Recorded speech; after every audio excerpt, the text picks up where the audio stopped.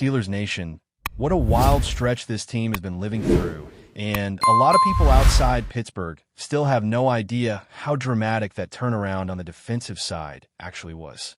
Anyone who watched that meeting with Cincinnati a month ago probably felt that sting all over again when the rematch finally arrived.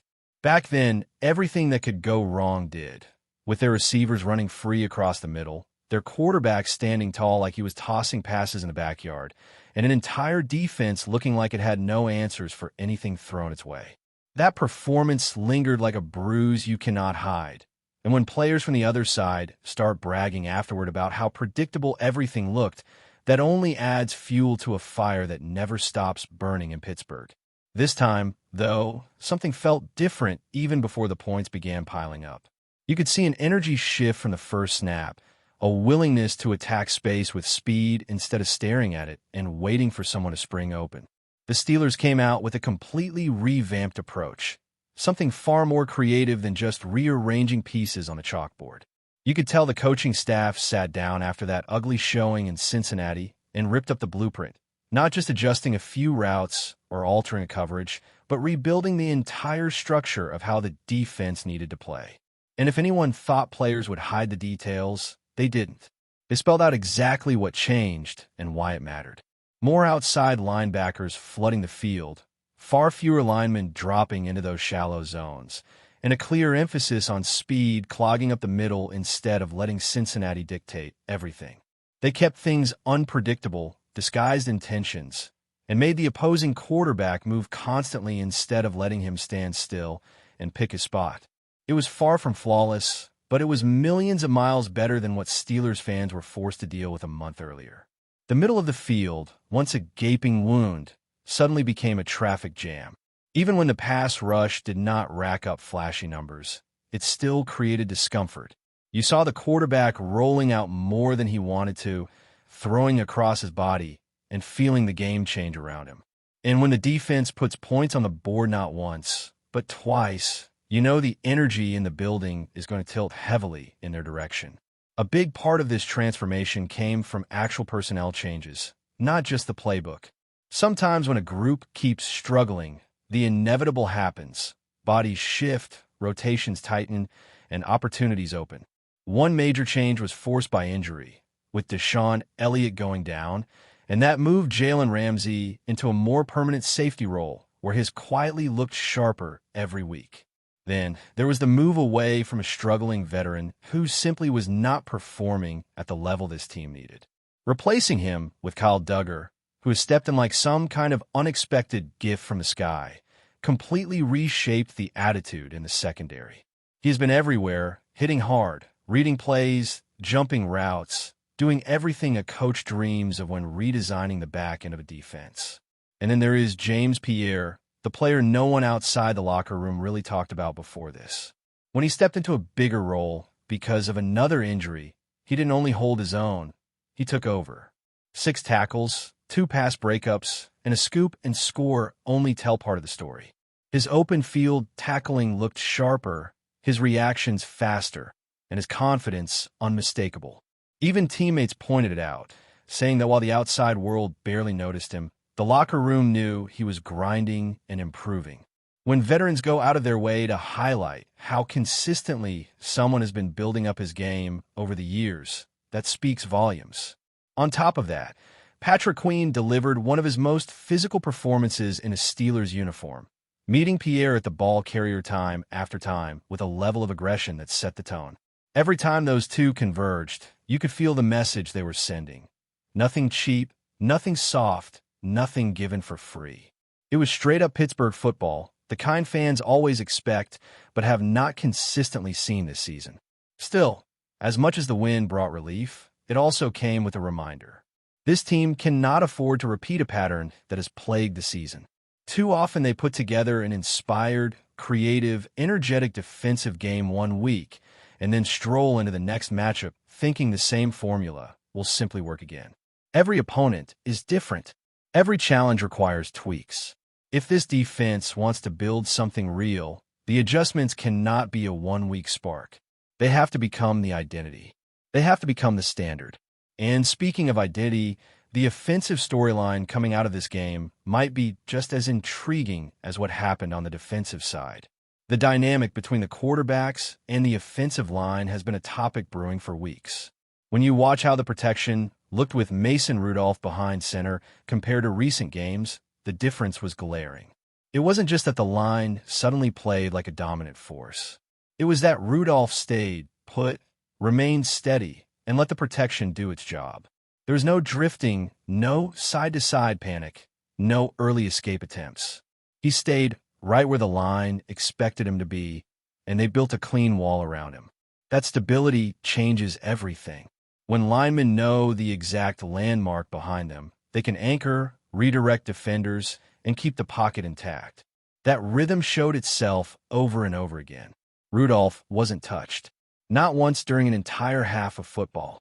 After the game, the lineman made it clear that his steadiness helped them play with confidence, helped them anticipate leverage, helped them dictate tempo. For an offense that has struggled to find momentum all year, something as simple as predictability in the pocket can reshape an entire afternoon. Contrast that with what had been happening recently. The usual starter has been dealing with a mix of instincts working against him.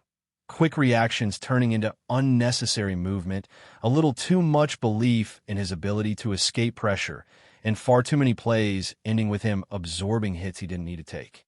A quarterback drifting from the pocket not only puts himself at risk, but throws the whole blocking scheme into chaos. Tackles end up blocking one defender twice, while another one barrels through untouched because no one knows where the quarterback is heading. It's the same issue that popped up last season when the offense kept collapsing due to constant movement at the wrong times. Seeing Rudolph calmly stand tall while the pocket formed around him made the offense flow more naturally. You could see his progressions, his timing, his comfort delivering strikes without feeling phantom pressure. It wasn't about spectacular stats. It was about control of the tempo, control of the rhythm, control of the structure the offense has been begging for. The most revealing part of all this is that both quarterbacks were facing defenses ranked at the bottom of the league, yet only one of them operated with total command. One stayed composed, avoided hits, delivered the ball, and kept the offense calm. The other found himself swallowed up by pressure that didn't need to exist.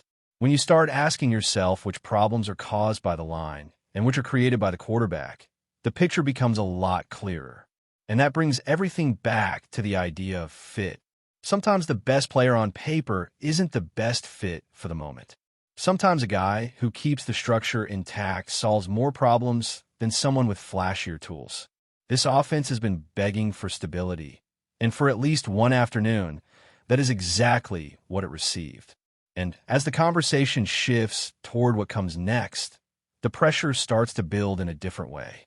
Because yes, this win brought relief, it brought validation for a lot of changes that had to be made, and it brought the kind of swagger the defense desperately needed. But it also drops this team right into a crossroads, the kind where every decision affects not just the next game, but the direction of the final stretch of the season. The Bears are waiting, and even though nobody in Pittsburgh wants to admit it, that team has turned into a legitimate problem. Their record is nothing flashy on paper, but anyone paying attention knows they have found their footing and are playing with a confidence that was nowhere to be found early on.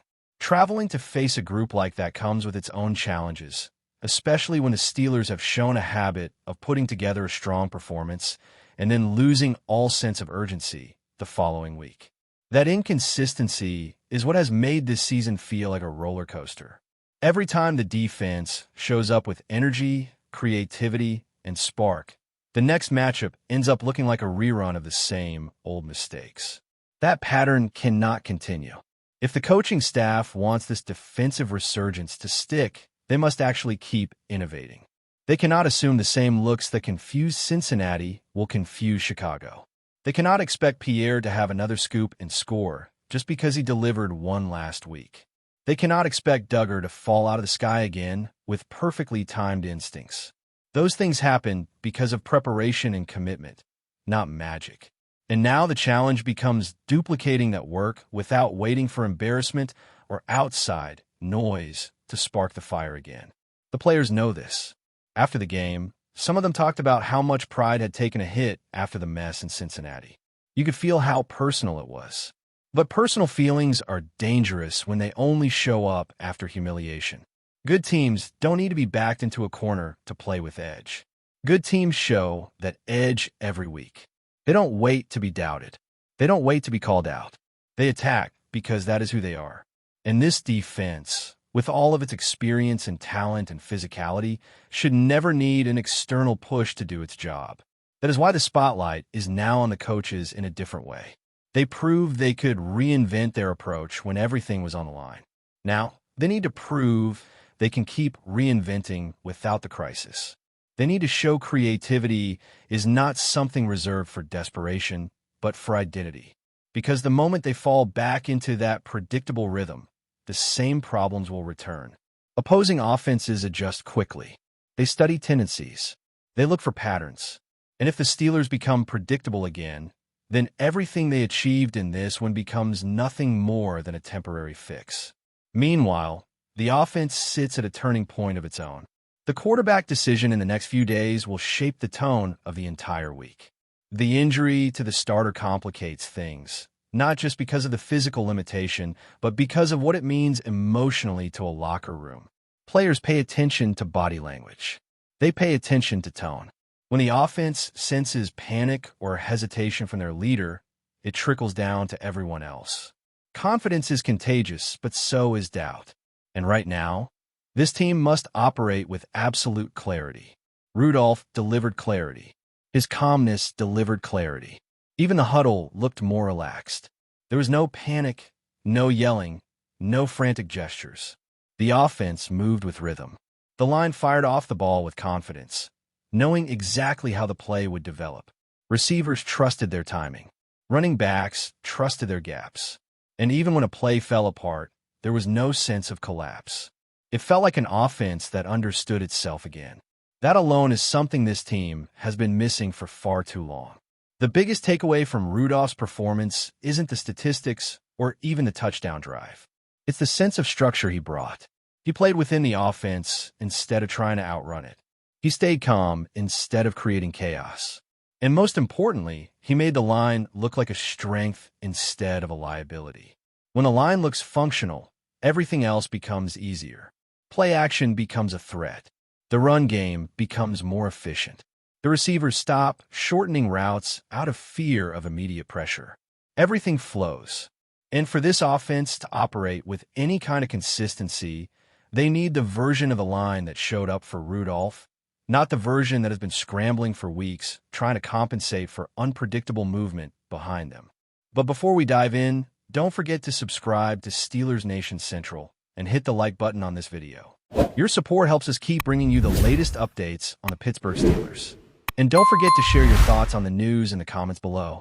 The air around Pittsburgh has been humming louder than usual, and now that hum has exploded into a full-blown buzz.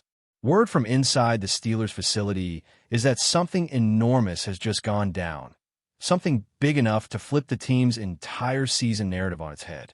Officials remain button-lipped, but the corridors already pulse with whispers from staffers, assistants, and a few players who clearly know more than they're supposed to. Whatever the move is, insiders insist it's not just another roster adjustment or routine front office maneuver. It's seismic. Rumor has it the Steelers have pulled the trigger on a high-impact decision that no one saw coming. Some are murmuring about a blockbuster acquisition, the kind that instantly shifts locker room energy. Others hint at a drastic internal shakeup, perhaps a major coaching pivot or a sudden strategy overhaul that changes how the team intends to attack the rest of the season. One source described the atmosphere as electric and unsettled, suggesting that even veterans walked into the building with raised eyebrows and wide eyes. Players have been spotted huddling in unusually intense conversations, and a few social media posts from well-connected team personnel, quickly deleted, suggest that emotions are running high. There's talk that this move could redefine player roles, reset expectations, and potentially force rivals to rethink their own plans. Not everyone is thrilled. One whisper claims a prominent Steeler was caught completely off guard, while another insider described the reaction as a mix of shock and cautious excitement. Fans, of course, have already ignited their own frenzy. Supporters are speculating about everything from a surprise veteran arrival to a daring front office gamble. Though nothing is confirmed, the tone of the internal chatter suggests that this isn't smoke without fire. Whatever the Steelers have done, it feels bold, risky, and unapologetically ambitious. If the rumors hold true, the team's trajectory may be about to swing in a direction few predicted. And as the whispers grow louder, one thing becomes certain: Pittsburgh has just changed the conversation, maybe even the entire season script. The only question now is whether this mysterious move becomes legend or controversy. That's it for this update. If you enjoyed the video and want to keep receiving exclusive news about the Pittsburgh Steelers, make sure to subscribe to Steelers Nation Central and give this video a like. We always look forward to hearing your comments and opinions. See you in the next video.